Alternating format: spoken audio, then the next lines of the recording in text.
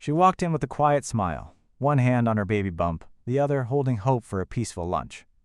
But peace wasn't on the menu. Within moments, whispers turned to stares, and stares turned to cruelty. The waiter's anger boiled over, and before anyone could react, a splash of cold water shattered her calm. Everyone froze. No one knew who she really was, or the storm that was about to follow. Because this wasn't just an insult to a woman, it was an insult to the wife of a man trained to protect his country and his family. It was a bright Saturday morning, the kind that made the world look softer. Alyssa Brown, 32, had been counting down to this day all week. She was 7 months pregnant, glowing with quiet pride, and finally taking a moment to breathe after months of preparing for motherhood alone. Her husband, Captain Marcus Brown, a decorated Navy SEAL, was still deployed overseas. NFOR weeks. She'd kept herself busy with nursery plans, doctor visits, and endless lists of baby names.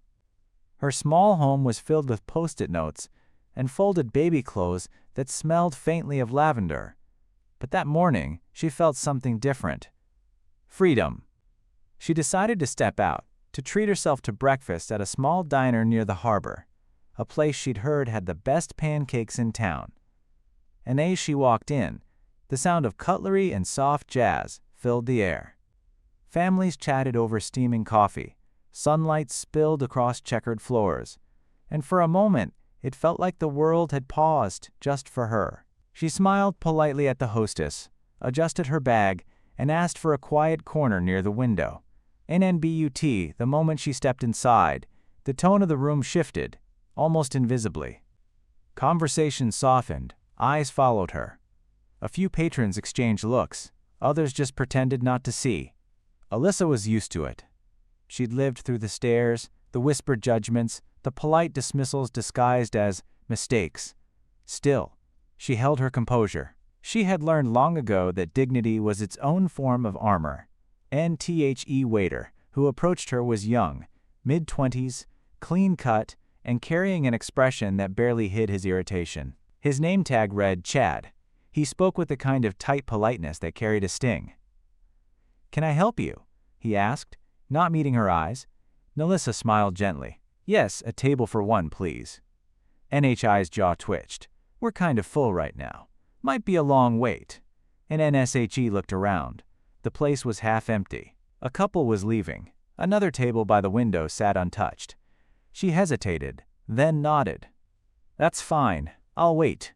NSHE could feel his gaze, cold and assessing, as he turned away.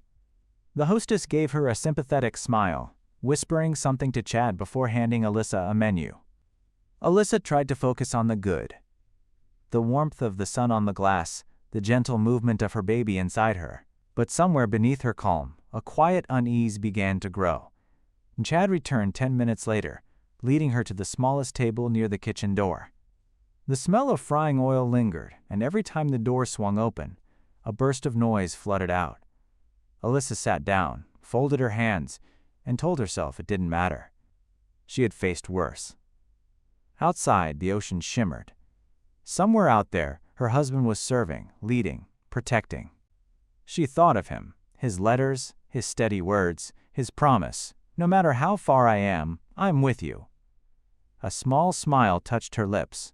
She didn't know that the next few minutes would test that promise in ways neither of them could have imagined. Because, in that simple diner, on that ordinary morning, something was about to happen that would expose just how cruel, and how strong, the human heart can be. The hum of the diner continued around her, but Alyssa could feel the quiet wall building, unspoken, invisible, suffocating. She tried to focus on the menu, but it was hard to ignore the glances from nearby tables. A middle-aged woman whispered something to her husband, eyes darting toward Alyssa. He frowned and shrugged, as if to say, "Just ignore it." When Chad returned to take her order, he didn't bring a smile or even the usual pleasantries. His voice was clipped, his tone impatient. "So? You ready? Or still deciding?" Alyssa met his eyes calmly. "Yes, I'll have the pancakes, please." "And decaf coffee." NHE scribbled without looking at her, then walked off. "No thank you." No nod. The hostility wasn't loud. It was in the silence between words, in the way he set down her silverware just a little too hard. Alyssa had faced this kind of thing before. She'd learned to breathe through it, to remember that her worth wasn't up for debate. But something about this place felt heavier, colder. Minutes passed. She noticed Chad laughing with other tables, his tone friendly and warm. He refilled their coffees, cracked jokes, moved with ease. But every time he passed her table, his expression changed. Tight lips, narrowed eyes, quiet resentment. After nearly 20 minutes, her food still hadn't come. She watched as newer customers were served before her. A young couple who arrived after her already had steaming plates and smiles. Alyssa's stomach tightened, her baby shifted inside her, and she placed a gentle hand on her bump. Finally, she raised her voice slightly, careful to stay calm. "Excuse me? I think my order might have been missed." Chad turned, annoyance flashing across his face. "Yeah, it's coming." "Kitchen's backed up," he muttered. "NNBUT."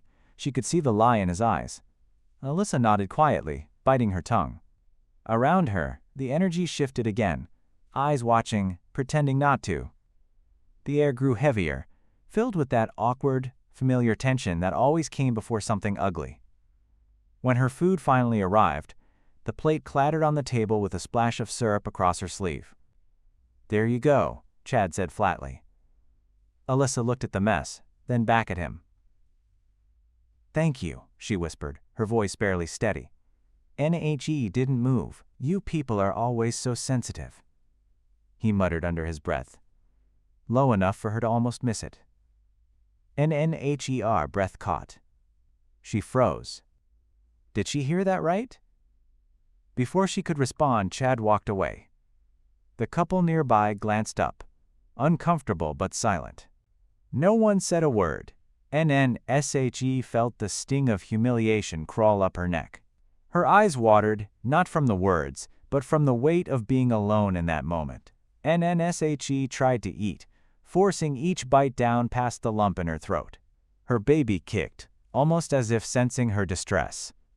Alyssa took a deep breath, whispering softly, "It's okay, sweetheart. We're okay." Then it happened. Chad returned with a damp cloth, supposedly to wipe the table, but as he leaned closer, his hand slipped and a cold splash hit her lap. Water, soaking through her dress and onto her stomach, and the shock made her gasp. The entire diner went still. "Oh, sorry," Chad said flatly, but there was no remorse in his tone. His smirk told a different story. Alyssa's heart raced. Her hands trembled as she tried to dry her clothes. The coldness seeped into her skin, mixing with the heat of shame and anger, and yet no one moved. No one said a word, and a man at the counter shifted uncomfortably. The hostess looked down. The couple by the window whispered, but stayed seated. NNTHE silence screamed louder than any insult could. Alyssa pushed her chair back, her composure cracking. "Why?" she asked quietly, her voice barely above a whisper. "Why would you do that?" Chad shrugged, unbothered. "Maybe if you didn't have such an attitude, things wouldn't happen." NHER breath hitched. The cruelty was deliberate now, sharp, calculated. And for the first time, Alyssa felt a flicker of fear. NNSHE stood, her heart pounding, the world spinning slightly. Her baby shifted again, pressing against her ribs. And just then, before anyone could react, the door swung open, and a tall man in uniform stepped in, his boots heavy against the tile. His presence was commanding, silent but powerful, the kind that made a room notice. Every head turned. Alyssa froze, because even through the haze of shock and humiliation, she knew that stance, that walk, that face in Marcus was home. And though he hadn't heard a word yet, the fury in his eyes said he didn't need to. She walked in with a quiet smile, one hand on her baby bump, the other holding hope for a peaceful lunch. But peace wasn't on the menu. Within moments, whispers turned to stares, and stares turned to cruelty.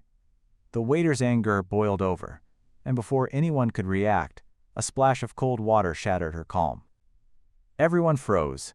No one knew who she really was, or the storm that was about to follow. Because this wasn't just an insult to a woman, It was an insult to the wife of a man trained to protect his country and his family. The morning after, the small diner at the harbor wasn't buzzing with chatter anymore.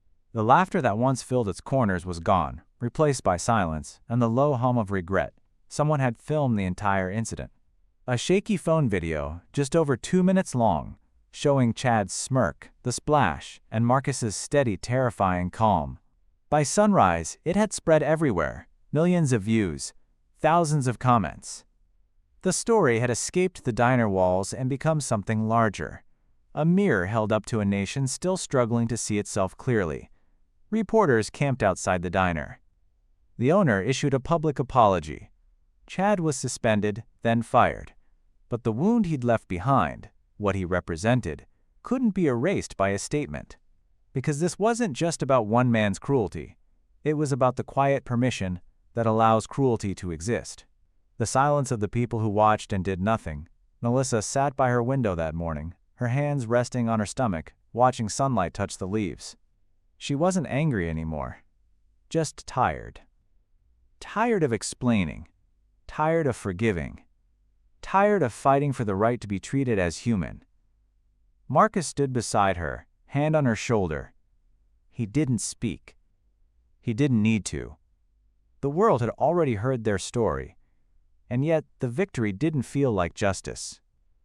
Because for every video that goes viral, there are thousands of stories that never leave the shadows. Thousands of voices drowned out by indifference. Melissa looked down at her unborn child and whispered, "You'll be born into a world that still has so much to learn, but you'll never face it alone. Because maybe that's where change begins. Not in the headlines, not in the outrage, but in the hearts of those who refuse to stay silent." NNSO now. The question isn't what happened in that diner. NTHE question is, what will we do the next time we see it happen again?